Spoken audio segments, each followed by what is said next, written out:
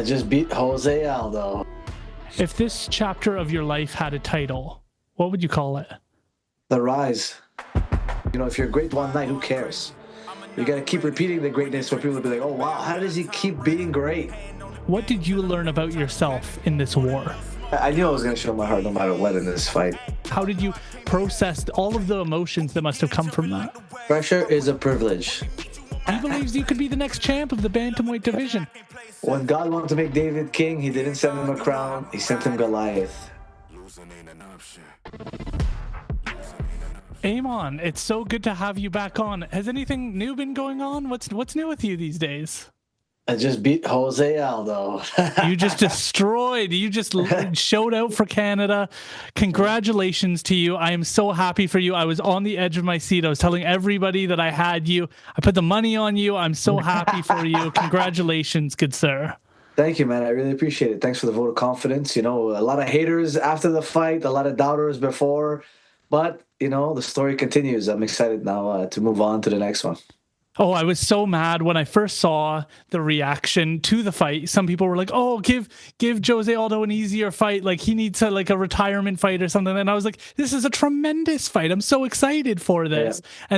And then you succeed. You overcome so much adversity, which we'll get into in a minute. Yeah. And then still people are like, "Oh, what about this? What about that?" And it's like, just celebrate the man for the absolute victory and how you showed your heart in that fight. I couldn't be more happy for you.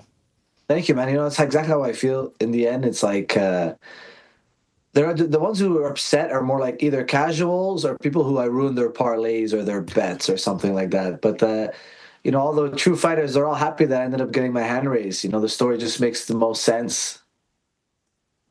I couldn't agree more. I come to you for sage advice, wisdom. I find you have a really good philosophy on things. I put you and Corey Sandhagen right there with your insights on the game, on how you take fighting and apply it to life. And it's just something I really admire, and I'm always excited to speak with you about. And you talked a lot about working with a mental coach and some of the superstitions that you had. So I'm wondering if you can talk about choosing to work with a mental coach, how that decision came about, and how you find somebody who's maybe the right fit to work with you about your mental game. Yeah, well, I hired Mindset Mike because my friend suggested it for me. Like, listen, I got a coach for everything else, right? So why not have a coach for the mind? Because in the end, the final piece is the mindset, right? When you get to the top 15, everyone's well conditioned. Everyone's got skills. Everyone's got their path to victory.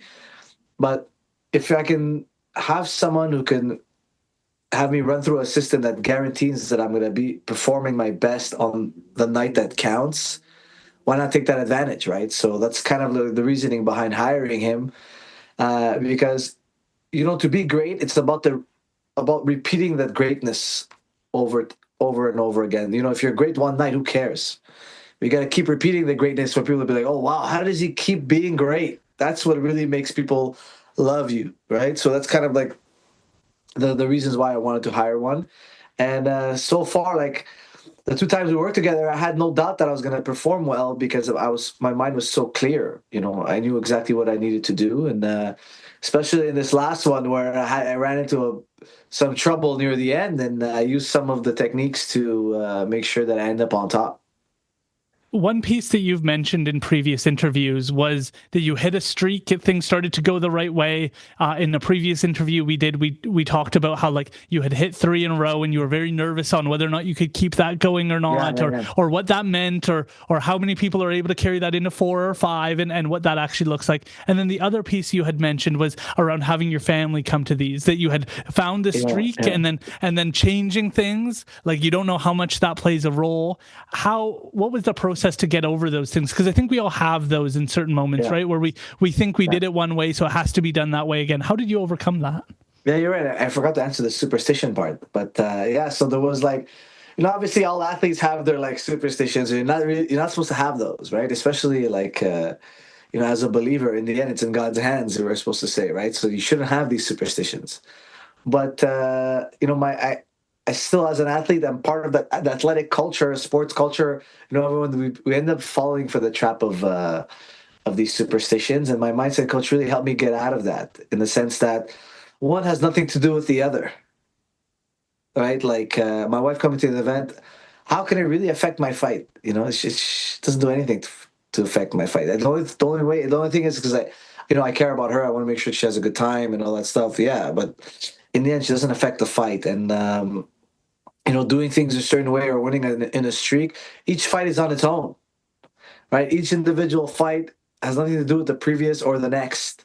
It's just now and in the moment, right? So like, I don't need to bring my baggage of the past into this fight, and I don't need to bring the worries of the future into the fight, right? The more I'm present, the less stress I'm actually going to have. So like that's kind of like what helped me break my superstitions, and not having any superstitions makes you a lot more go with the flow. So that's like in another way to, I'm even less stressed now, because I don't need things to be perfect. I just need to be able to adapt. If you really want to be great, you adapt to every situation. There's nothing that can arise that's bothers you too much because you're willing to adapt. You know that you're going to be able I have the capability to adapt, so I'm confident in myself. That's how we got to get a shirt that says something like "present over perfection" or something like that. Yeah, exactly. Because adversity is going to find you, no matter what you do. It'll come in an unsuspected way, and it's just good to have a plan to deal with it instead of hoping it never comes. And there's something about that you're almost fighting yourself in those ways and having to like let go of those instincts that it has something to do with something else, right? Because so often we feel like the outcome matters on whether or not you did this or that, and if it doesn't, then your mental game's all messed up, right? And that leaves you vulnerable to like, oh, I didn't eat my breakfast at this exact time, and so now I'm not going to be as successful. Well, now you're going in thinking you're going to be less successful. So it's like the less you're tied to those things, the more you're able to just focus on performing and being in that moment, it sounds like. Yeah, 100% true. I don't want to be tied to anything. I want to be independent of everything. So that way I can just move as I need to move, given the circumstances. The one thing that really blew me away, and like even just the response, I watched your interview with Ariel Helwani. It just feels like everybody's glossing over the fact that this guy missed weight by a very, very significant amount. That like the day before the fight, like not an insignificant amount of time before the fight. In other circumstances, I feel like people would be outraged, and I have a great deal of admiration and respect for Jose Aldo, but like it just seems like this is just like, no, like we're just going to focus on how you respond, and you should be figuring like what is going on. This is just to surprise me. Usually people are off by a pound. I mean, like, and people react, and this is like more than 8 pounds that like this fight got changed, and the reaction has been very timid in reaction to other fighters. It's much larger. Yeah, I'm surprised that no one is being harsh on Aldo in a sense. Like my brother told me not to be harsh because he's never missed weight before, right? So I will not attack him for it. But I find it weird, like you're saying, that they're attacking me in the sense that you got to just deal with it, man. But. No, I don't really have to deal with it. Actually, technically, the fight's off. Yeah. I'm doing UFC a favor. I'm doing, the fans a favor. I'm doing Montreal a favor. I'm taking the opportunity. I'm risking everything, man. Like I'm risking everything, and like Aldo can damage me in there. And for everybody, even before the fight, people were telling me not to hurt him because they love him so much. Yeah. It's like, you see, he soccer kicked me in the head. He's trying to literally kick my head off my shoulders. Yeah. So I just feel like he's such a global superstar that people love him that much. People just love him so much, and he's blessed to have that. And hopefully one day people will love me that much. Hopefully that's what I want. But yeah, it is a really big deal. In boxing, it would never happen. No, and you mentioned two really important pieces, and again, I feel like the response, can you walk me through how you came to these two pieces? You've outlined two things on multiple interviews. One, that what's his name, the boxer Chris Eubank was off by 0.05. Like 0.05 pounds, and had to pay $500,000. Yeah. That was one example. And then the other piece was that soldiers, when you cut that amount of weight, you lose on the performance piece. And like, I've never heard a fighter respond so thoughtfully to like being questioned on where did you get that information, and just what was the reaction that you found to those important statistics? Well, the Chris Eubank Jr. one was all over Twitter, and I like to watch big boxing fights, So it was a huge fight. It was a very historical fight because the two fathers fought. So I was interested. It's when they missed the weight, like I saw it. And I was wondering to see what was going to happen, what the penalty would be, and it was $500,000, a lot of money, man. That is a lot of money for point 0.5. And, No, sorry, 0.05. oh, whatever. Yeah, you know what I mean? That's But, like minuscule. exactly. So if you think about it, it's crazy that I fought with like over 6 pounds difference, right? And then the study is because my brother's always doing research on like what's the best practices for to make sure that we get through training camp without getting hurt and to optimize our conditioning. So my brother always tells us to make sure that we show up to practice hydrated, because every 2% of dehydration we come to practice, we're going to have a reduction of performance by 6%. And if you do that every day, you're not going to be preparing at your best to have your best night on fight night. So like my brother had done the research just so that we can improve for the team, so we can all come always well prepared for practice, so we don't get hurt or we don't underperform in the gym, so that we can perform properly. So it's stuff we already know. So like an 8-pound difference, it's huge because I'm a lot of percentage down in water than he is. So my performance percentage is going to be way worse than his. I'm not going to be performing as good as he is. And like I was telling the other journalists that, in my opinion, and I'm not saying this as an insult to him, but that Aldo at 45 is more robust than Aldo at 35. And I think 100%. the reason why he can withstand more damage at 45 and has better cardio and strength and all that stuff at 45 is because he didn't have to lose 9 pounds more of water. When he comes to 35, he loses another 9 pounds of water. It affects his performance. That's what the whole study explains, right? So that's why he's not as performative in the 35 weight class. So when I took the fight, I thought it'd be more likely to break him at 35. So I was like, yeah, well, I'll fight Aldo. He's breakable at 35. At 45, he's a beast. He's still a beast at 35, but not as much of a beast. And I'm not trying to insult him by saying that. But everybody who cuts 8 pounds more is more susceptible to breaking than somebody who cuts 8 pounds less. If you take the same guy and you cut 8 pounds less, he's more robust. That's just science for me. It's I wouldn't take it as an insult. Basically, is what I'm trying to say. Absolutely. And then I don't know if people realize that when you're cutting to that extent, your body does start to like try and conserve energy. And from what I've heard from other fighters is that when you try and start to gain that weight back, if you do that too quickly, then your body starts to respond negatively because it can't take in that much nutrients that quickly. And you had to start to gain a ton of weight really quickly. Can you walk us through that process and how you do something like that thoughtfully? And so you can't just start eating Big Macs. You've got to be very mindful of how you gain that weight back because it can have a negative impact on you.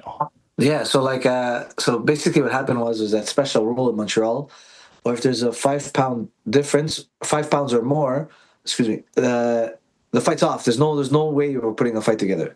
So I had to start drinking water during the negotiations. They wouldn't let me weigh in at 136.8.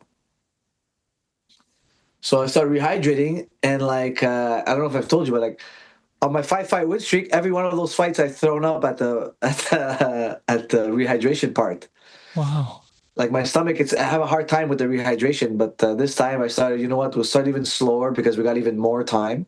So we got that extra hour. So I started with eating like a bagel and drinking some water, and I just made that 5 pound, added the 5 pounds that we needed so that the fight could be okay. So then we went downstairs and Frost went to negotiate with Sean Shelby, and we ended up making a deal. So it was nice.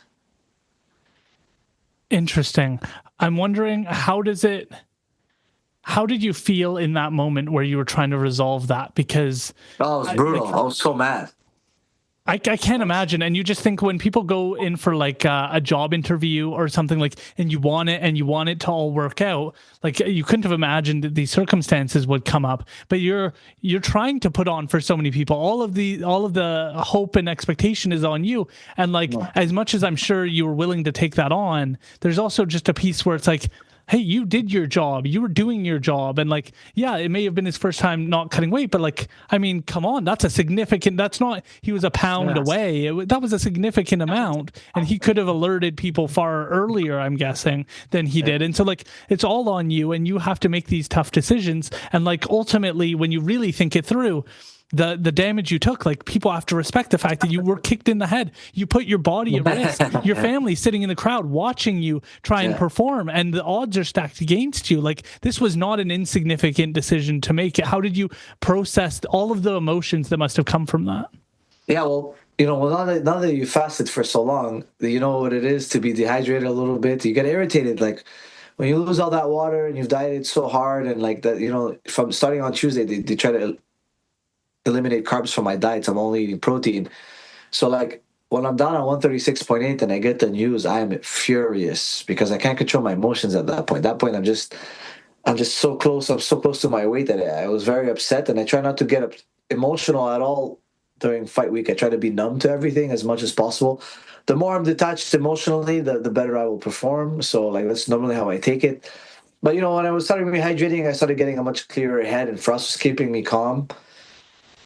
And he's like, okay, like let's just talk about, what's the biggest risk of the whole thing of that much of a weight difference. And for me, and what I told my team and the guys around me is that, look, my main concern is because I'm more dehydrated than him, will I be able to withstand the same amount of damage he can withstand? Or is he going to be able to take punches and kicks and knees better than I can because he didn't cut so low?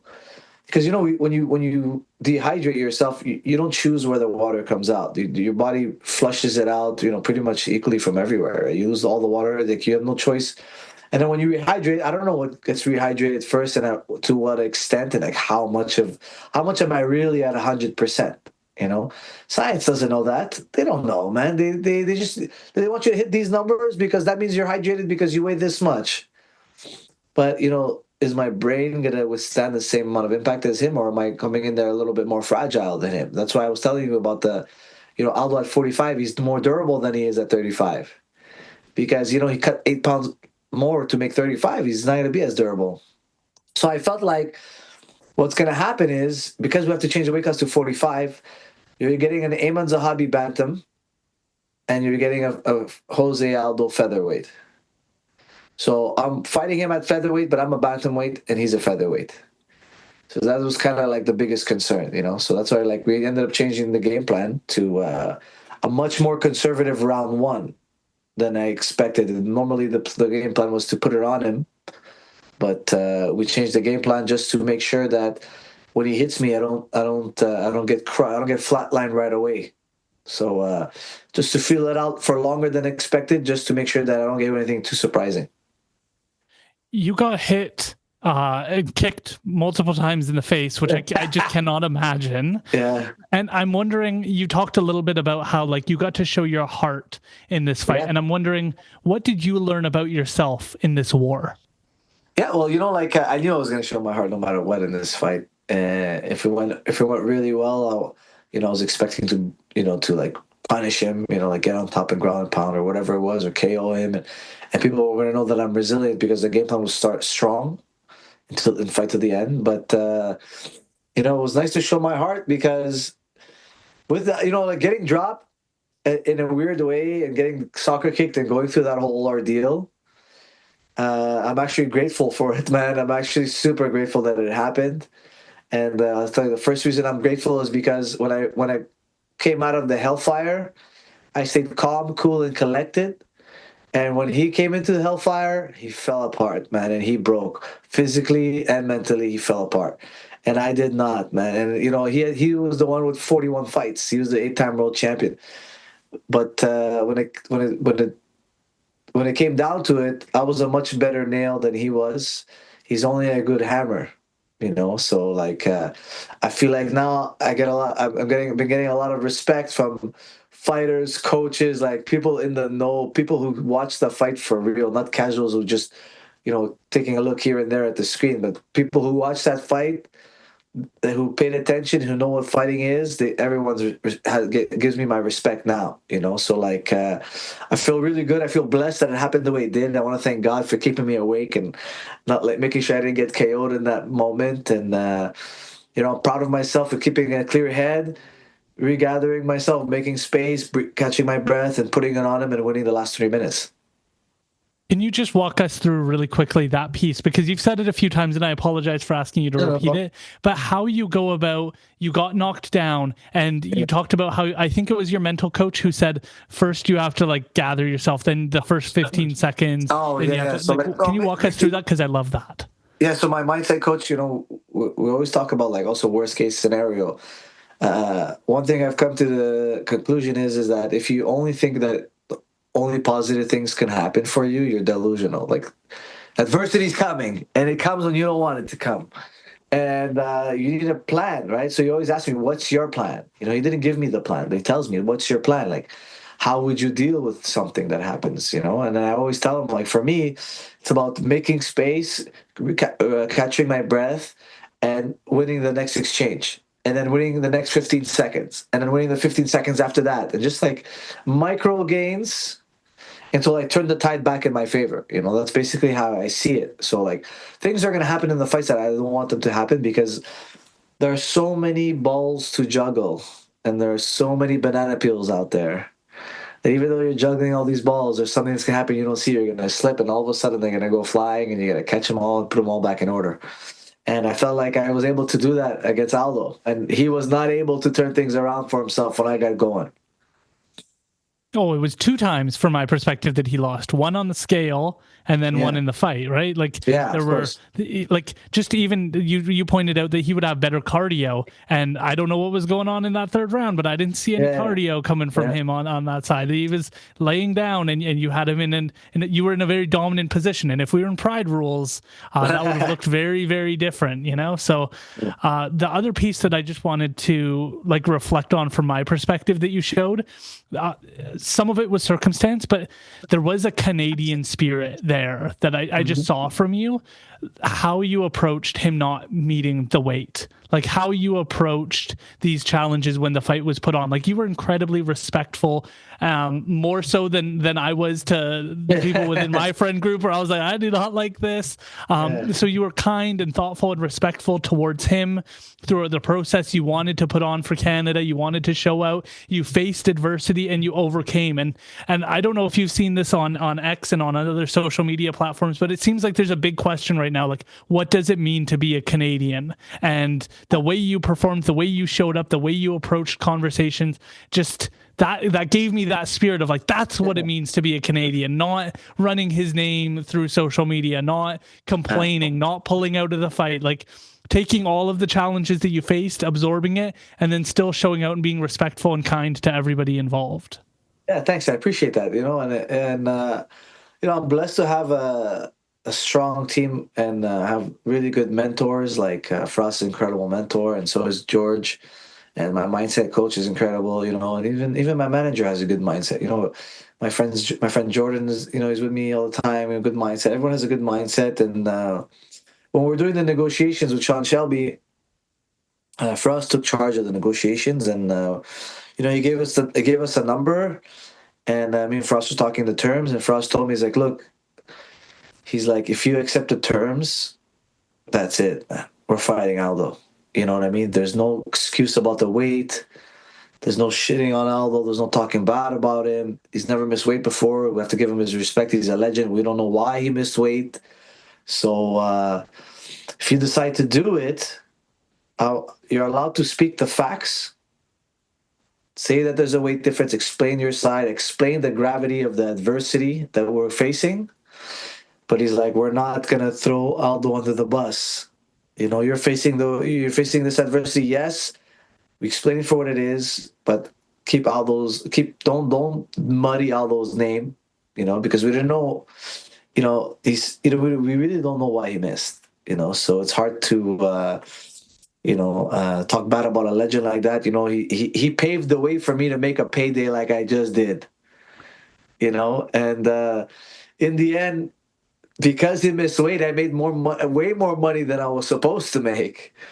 So, like, I benefited from it in the end too, right? So it'd be, I benefited from it, so now it's all good. So it's good. I'm happy. I'm definitely won't ruin his name now, but Firas has a good head on his shoulders, and he told me not to do it before the fight happened or after, no matter what the outcome was. Even if I lost, he told me we accepted the terms. It is what it is, and I was ready to just ready to just to do what I did now. I know a lot of people don't have someone to lean on when they have those types of challenges, like when they have challenges come up and they need some sage advice. Again, as you were describing, you're dehydrated. This is unexpected news you're having to take in. How does it feel to be able to have somebody to lean on in those circumstances to give you really good, thoughtful advice and kind of support you through that process and give you insights that maybe are tough to hear at first, right? Like immediately when you hear that Aldo didn't make weight and you're dealing with all these problems, part of you wants to like, let's do a press conference. I'll break down how frustrated I am. Like that would be my initial reaction. How does it feel to have somebody support that and then you be able to take that in as sage advice? Yeah, like you're right. It is. It's amazing. You know, it's really important to have. Like I talk to guys all the time about like if you really want to make it, you need to surround yourself with a good team.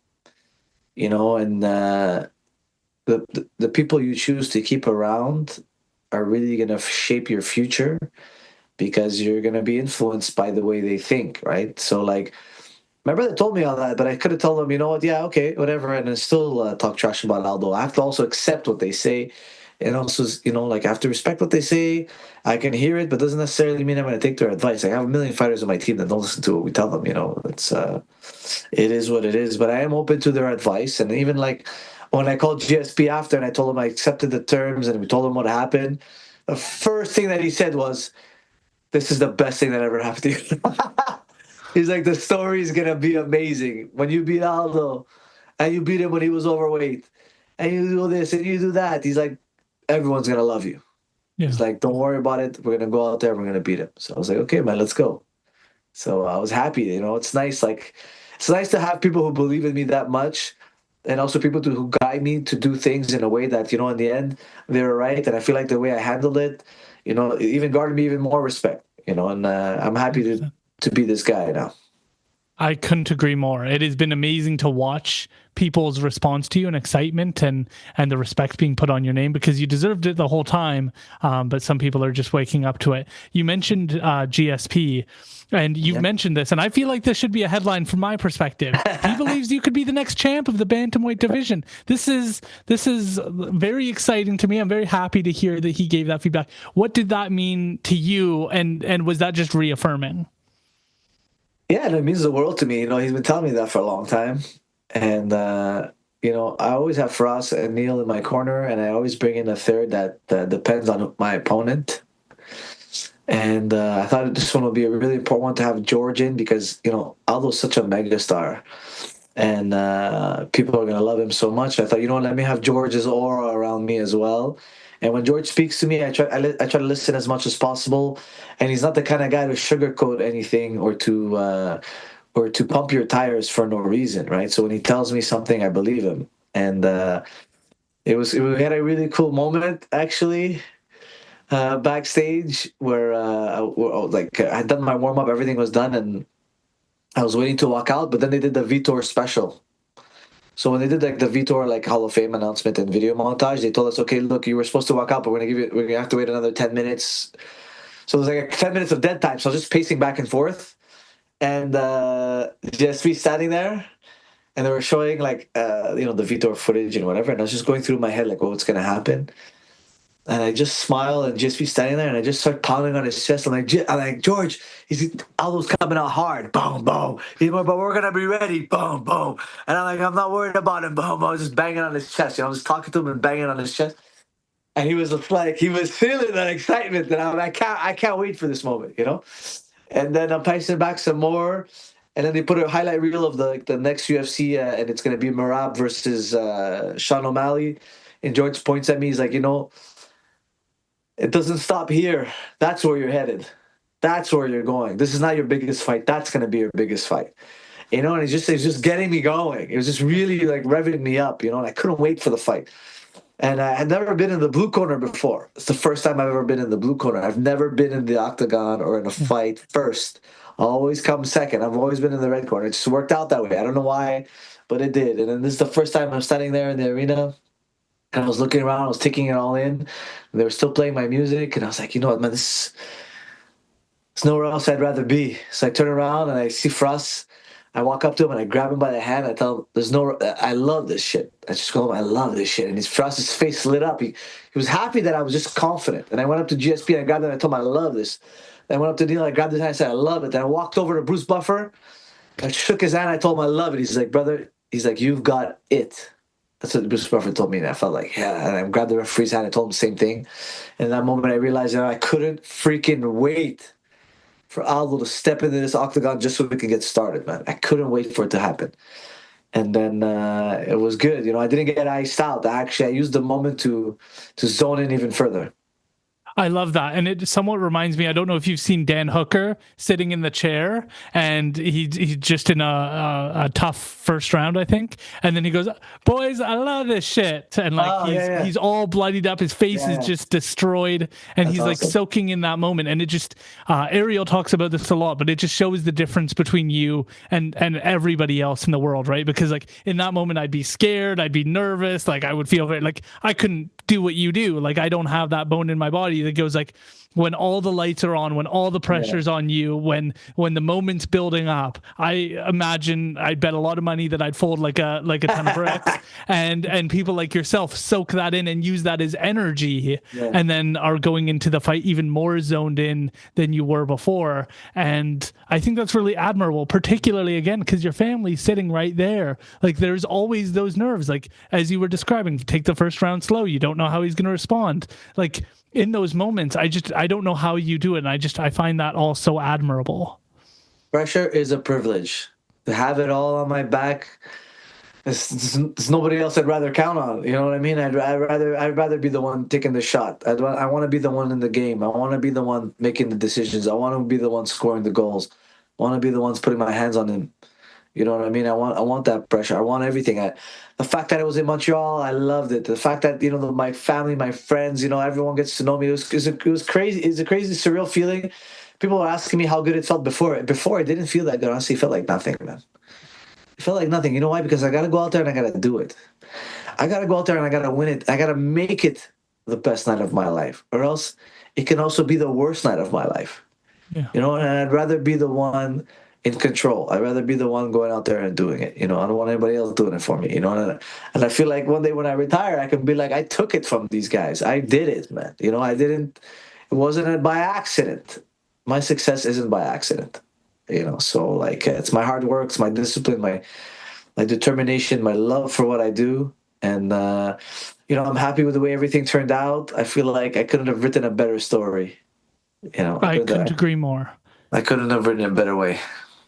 And that's where, for me, the thing that you helped me learn about why I love fighting so much is because you have this philosophy that we've talked about in other interviews, how you think about adversity, how you think about your approach, how you process the challenges and adversity, and how you prepare and how you plan and how you approach all of those things, build like a pyramid so that there is this moment where the lights are on you, but you've done so much underneath that build you up where you don't have to worry because the foundation is rock solid. And that's what, to me, you have is this rock solid foundation. So when adversity comes up, when things are unexpected, you're still able to navigate them, but because you've built that solid foundation in which to operate.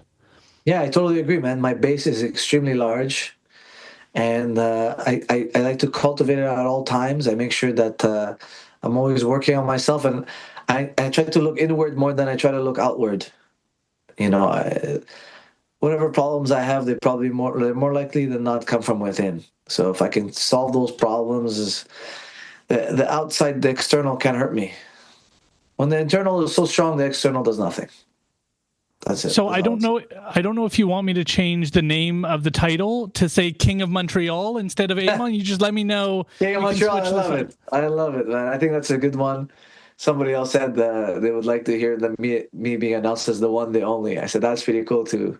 I'm still working out on nicknames, guys. If anybody has any ideas, throw them in the comments. I would love to brainstorm with the fans too. I'm still working on it. I like King of the North. I like King of Montreal. I mean, something that has to do with the cold would be cool. I mean, I don't know. There's so many ways we can go, guys. I mean, and we're brainstorming right now. We're brainstorming. I really like King of Montreal, though. I felt like it came in the moment. Aiemann, King of Montreal, Zahabi. I feel like that works really nicely. I think it works really nice. I beat the King of Rio. And I had told another journalist on like before the fight. I think I was on Wednesday or Thursday that if Jose Aldo does wear the crown, if I beat him, can he just put it on my head? But he didn't come with it, so I didn't even ask him. Yeah. You called out Chito Vera, Yeah. and I don't know if you heard, but his fight was just That's canceled, awesome. and so What are the this odds is of just that? crazy. You're manifesting over here. Yeah, it seems like that. I had no idea his fight would get canceled. I didn't care that it was in 3 weeks anyway. I was waiting to fight it in the fall. So yeah, I guess now there's even more chance for me to fight him in the fall. I love Yeah, that fight. I think you I love walked it. through him personally, but whatever. Yeah, it's a great fight. Listen, I have nothing against the guy. I don't love him. I don't hate him. It's just I think it's gonna be a good fight. I think half the battle is entertaining the fans, and the other half is winning the fight. Agreed. You also got to see, I don't know if you were able to zone into this, but Mike Malott and Jasmine Jasdavicius were able to win their fights as well and show out. And I did a parlay, and I was very successful in that parlay because I just believe in the Canadians, and you guys all showed out. How did it feel to watch them perform and succeed as well? Yeah, I was really happy with them. I've seen them around a few times at different events and stuff, and I really like them both. I think they both have a good mindset, and they both come from a really strong team, and they work well with their team and their mindset and their ability to improve every fight. Like every time Mike and Jazz go out there, I feel like they're always just that much better. So I'm really proud of that as Canadians. They're not the only ones who are successful. I'm really happy also with Marc-André Barriot, who he had a two-fight losing skid, and then both of them were KOs, and now he comes to win by breaking a guy's skull, which is crazy. I don't even know how the guy's skull broke. It's insane. And I'm really proud of him too for overcoming the skid, which is hell. I've been there before, and Team Canada were really turning things around. Jillian Robinson won the other day, and we have so many guys doing so well. So I'm just proud of Team Canada. We got Charles Jourdain coming up, it seems, and I'm happy for him too. And I just wanna be. When it comes to the international level, I think we should unite, and the Canadians should work together. That's Canada versus the world, really. That's what I heard George St. Pierre say to Ariel in his interview, is when he was on his come up, that all the groups kind of united and started training together and sharpening their skills together. And that's why they were able to perform so strongly during that period. Yeah. And he was like, I haven't seen that in this next generation yet. I saw that clip and I took it to heart. And then when I saw the doctors after my fight, Charles Jourdain came to congratulate me. And when I saw him, this was the first thing on my mind. I said, thank you. But I'm like, listen, we got to make an alliance, bro. I'm like, we got to get together, man. Like, listen, when it comes to international, I told him, there's a video of it on the UFC Instagram. You can see it. I was telling him, like, listen, man, we got to come together. We'll help you win your next fight. Like, we're there for you, man. You need anything from us?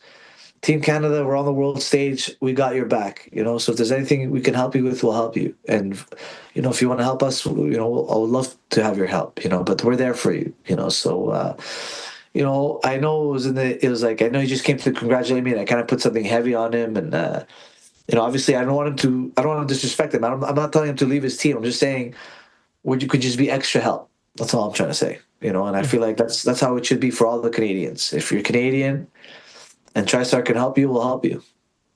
I love that. I think that's the right philosophy, and I hope they're able to take that to heart, because there would also be something so rewarding. You guys get the poster together, but it would be so cool if there was a backstory to you guys working together and building each other up and making sure you're all ready. Like, there's just something adds to the story when you hear about those things.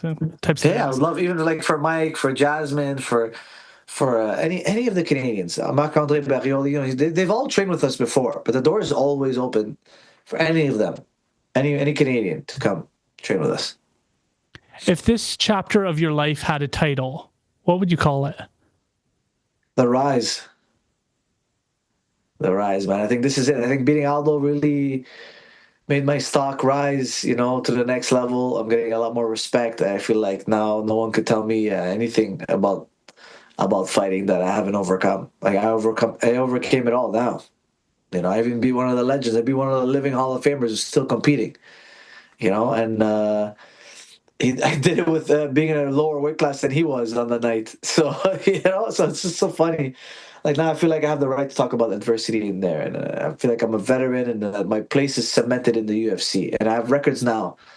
like I was just looking it up before. It's not completely confirmed, but it seems like the only Canadians who've won 6 in a row in the UFC is me, GSP, and TJ Grant. That's it. That's a short list.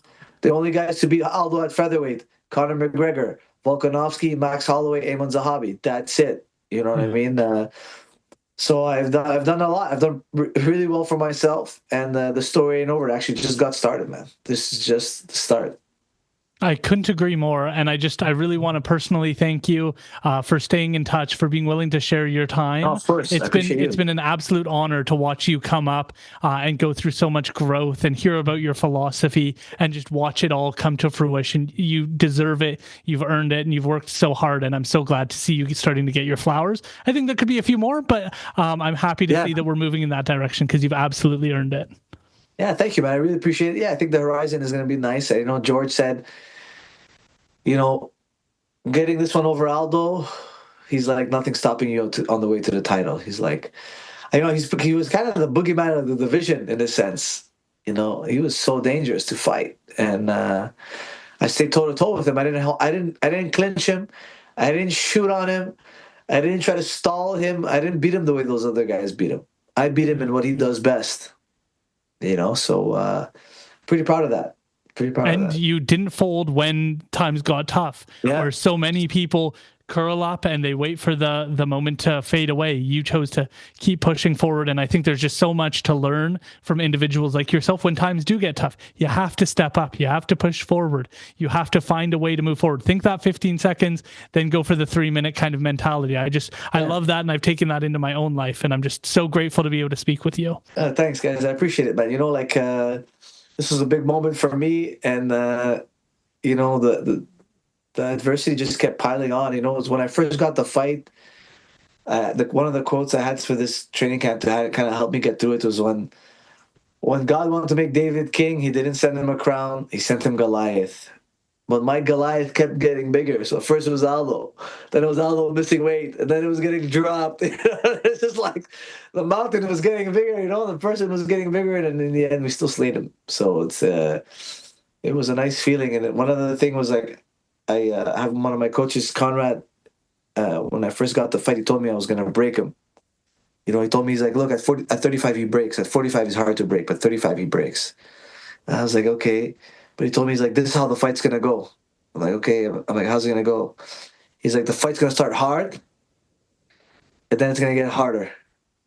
And then all of a sudden it will be easy. And that's exactly what happened, man. That's exact. The fight was hard. It got harder when I got dropped. And then once I overcame getting dropped, he fell apart. It was easy. Yeah. The last 3 minutes were easy, which is incredible, man, because it's crazy, because, you know, Conrad has like a whole bunch of fights, and, you know, he's seen a million fighters, and just for him to, you know, to have that team, you know, prepare me for so many different scenarios, you know, to have them in my mind, you know, that it's so important. That's why, like, I was telling Ariel, like, I wouldn't be here without my team. You know, like, I fight alone, yes, but I wouldn't be who I am, or have the tools I have, or the mindset I have, or the thoughts I have, or the ability to believe without the guys around me. You know, so it's interesting. It's interesting. It's an interesting sport, man. It's a very interesting sport. It's a very introspective, like, philosophical sport from my perspective. Tim, is Rebecca back there? Yep. Yeah. Aiemann, just very quickly, I just wanted to introduce you to my partner, Rebecca. Of course. We've been following along with all of your stuff. We're engaged. Yeah, that's amazing. Yeah, and so we watched all of your pre-fight interviews with everybody coming over. Yeah. She won't be able to hear you. Give her one of your ears. Yeah. Sure. Hey, Rebecca, how are you? Good. How are you, Aiemann? Good. How's being engaged to Aaron, man? It's amazing. Long time coming. So yeah, good. I'm happy for you guys. Congratulations. You got to be the man to retire Jose Aldo. That's amazing. I hope you feel so proud of yourself. Yeah, thank you. I feel really good, and I want to wish you guys a blessing, and I hope you guys get married and everything goes super well. And I hope you guys have plenty of babies, as many as you guys want.